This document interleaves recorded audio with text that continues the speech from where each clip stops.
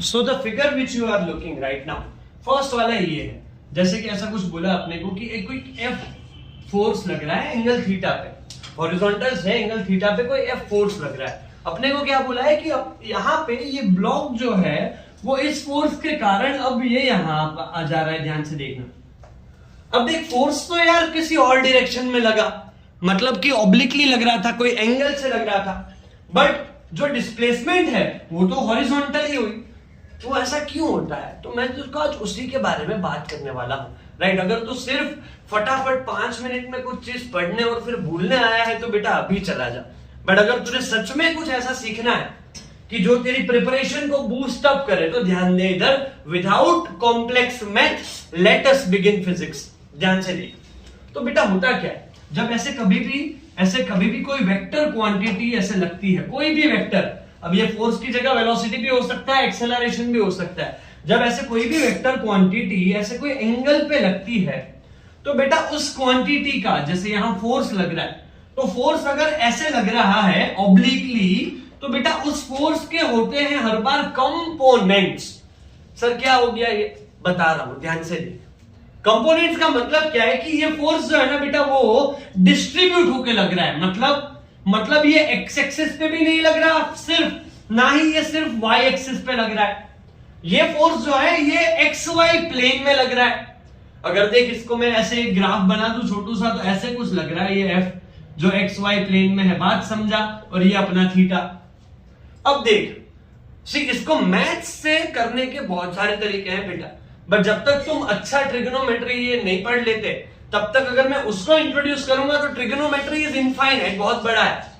तो मैं तुझे कुछ और सिखाता हूं कि यार जो फोर्स लग रहा होता है वो फोर्स के ये दो जो पार्ट्स है, ये पार्ट्स की, ये फोर्स कुछ लग रहा होगा एक्स एक्सिस में, ये फोर्स कुछ लग रहा होगा वाई एक्सिस में। तो ये जो एक्स पे लगता है, ये जो वाई पे लगता है, उसको बेटा बोलते हैं फोर्स के कंपोनेंट्स। बात समझा, ये जो फोर्स है ये एक्स एक्सिस पे भी थोड़ा लगेगा, थोड़ा वाई पे, जो ये एक्स पे लगेगा वो हुआ उस फोर्स का एक्स कंपोनेंट, और एक्स कंपोनेंट को बेटा हॉरिजॉन्टल कंपोनेंट भी कहते हैं। और दूसरा जो ये थोड़ा वाई एक्सिस पे लग रहा होगा उसको बेटा बोलते हैं वर्टिकल कंपोनेंट।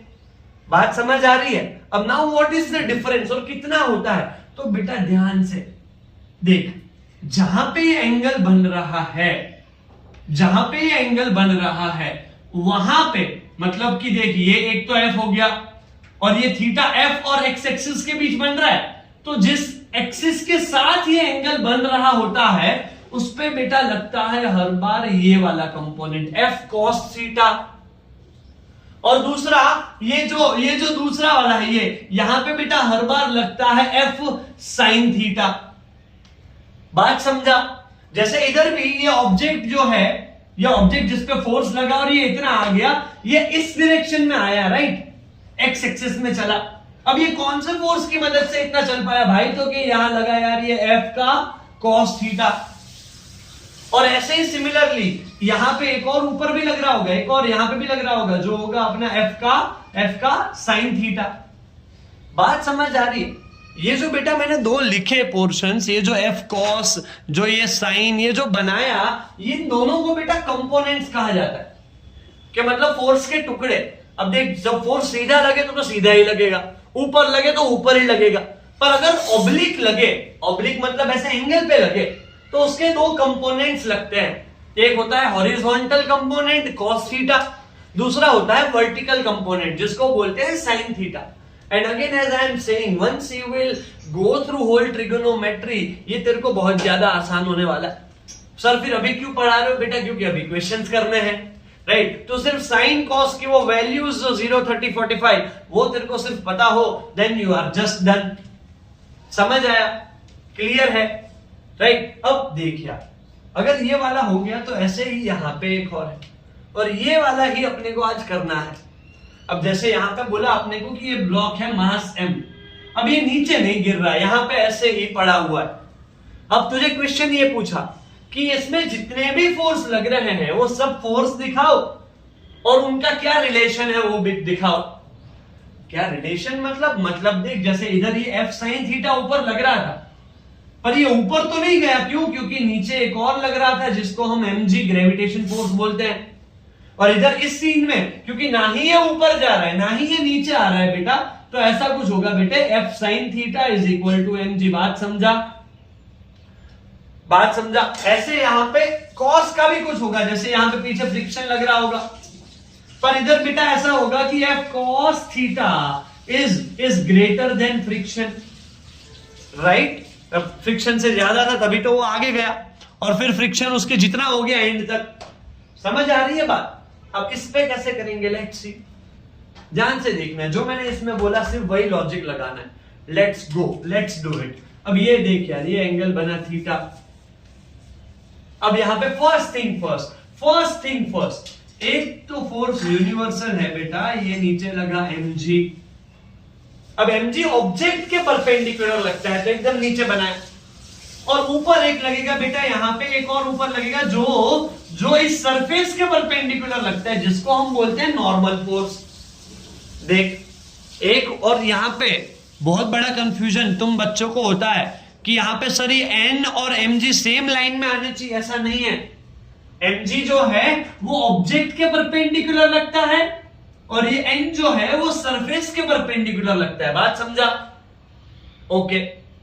अब एक और यहां पे ये नीचे नहीं आ रहा, ये नीचे नहीं आ रहा, तो इसका नीचे वाला मोशन कोई तो रोक रहा होगा, तो मैंने बना दिया f which is friction. Clear है? आगे बढ़ा जाए, थोड़ा सा आगे बढ़ा जाए तो देखो यार, अब यहां पे इसको सॉल्व करने के लिए एक सिंपल सा ट्रिक आजमाना है कि यार हमें ऐसा फोर्स ढूंढना है तो एक लाइन में आए। जैसे देखिए ये एक लाइन में था, ये दोनों भी एक लाइन में थे, तो लाइन में लाने के लिए मैं क्या कर रहा हूं, मैंने एक लाइन ऐसे बना दिया, ऐसे n के ऑपोजिट। अब देख ये थीटा है तो ये वाला, अब ये ऐसे ऐसे एक्सटेंड कर तो ये 90 बना, ये थीटा ये 90, तो बेटा ये इतना 90 माइनस थीटा बनेगा, हाँ के ना? क्लियर है? ये थीटा ये 90, तो ये 90 माइनस थीटा, राइट? अगर समझ ना आए, क्योंकि अभी अपन लाइव नहीं बैठे हैं यार, एक बार रिवाइंड करके देख लेना, बट आई प्रॉमिस तू समझ जाएगा। अब यहां देख यार मुन्ना, यहां देख, इधर देख, ये पूरा 90 है। बात समझ रहा है? पूरा 90 है, ये 90 माइनस थीटा, तो ये अपना हो गया थीटा। समझा? क्लियर है क्या?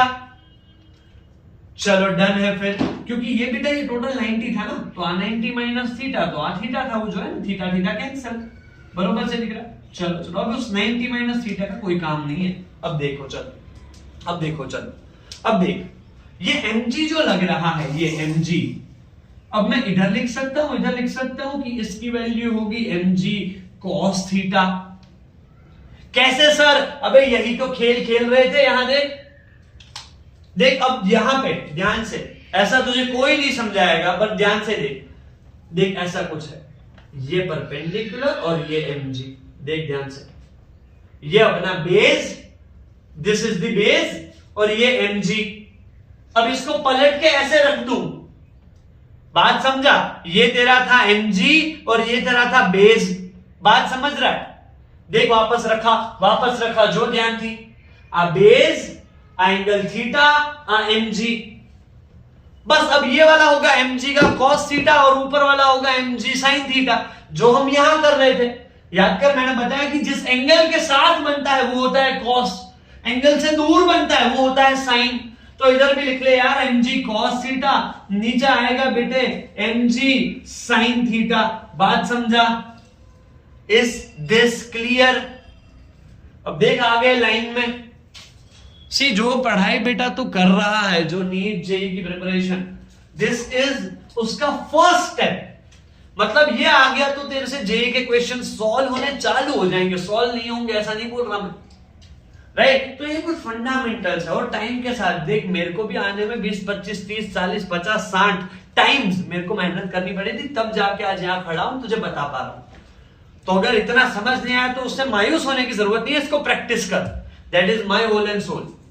बात समझा? अब चल बैलेंस करेंगे यार, ये नीचे भी नहीं आ रहा ऊपर भी नहीं जा रहा, तो भैया ऐसा कुछ होगा mg sin theta equals f done. और एक होगा सर, हाँ बेटे कौन सा, mg cos theta equals n, बराबर। देख ऊपर नीचे, क्लियर है? चल लेट्स गो देन। ये वाले को फर्स्ट इक्वेशन, ये वाले को सेकंड इक्वेशन। फर्स्ट को सेकंड से डिवाइड कर, मतलब रेशियो ले ले तो इधर लिखा mg sin theta upon mg cos theta equals f upon n। बात समझा? क्लियर है? अब देखो यार, mg घर गए, बचा क्या? sin theta upon cos theta equals f by n। Right, अब साइन बाई कॉस ये क्या होता है? ये होता है सर जी टेन थीटा, तो लिख लिया ten theta equals F by N. और the last step f is equals to n of ten theta. देख ले, क्लियर है? राइट, देख ले, शायद मेरा कैमरा फ्लक्चुएट मैं कर रहा हूं थोड़ा सा। अब रिजल्ट दिख रहा है बेटा? क्लियर है? So we are going to do all of this. ये सिर्फ बेटा एक ट्रेलर है, this was just a trailer. ये जस्ट तेरे को बताने के लिए था कि अब मैं वापस आ गया हूं, वनवास और छुट्टियां मेरी हो गई है खत्म, and we are going to regularly solve this kind of questions. बस इस बार फर्क इतना सा है मुन्ना कि थोड़ा नोट्स बना लिया कर, जितना पढ़ा रहा हूं साथ साथ में तू उसको एज अ कंटेंट बुक बना दे। राइट, एंड जब तक हमारा ये पूरा series, this is a series of foundation, ये पूरी जो सीरीज मैं अभी बना रहा हूं ये फाउंडेशन सीरीज है। मतलब ऐसी चीजें जो तुम्हें 9th और 10th, 9th वाले भी पढ़ सकते हैं, 10th वाले भी पढ़ सकते हैं, 8th में बच्चा अगर स्मार्ट है तो वो भी पढ़ सकता है। बात समझा? अबे वैसे स्मार्ट तुम सब हो, मतलब 80% से ज्यादा आ रहे हैं 8th में, तो पढ़ सकता है। तो दिस इज इट। और ये सारा का सारा content is of 11th and 12th, but अभी अपने नॉलेज से हम इसको पढ़ सकते हैं। तो जब तक तू 11th में जाए तब तक आई वांट कि ऐसी कुछ चीजें तुझे पता हो ताकि तेरा 50% यहीं पे खत्म हो जाए। बाकी अब तुझे टेंशन लेने की जरूरत नहीं है। We are so much back into this, okay?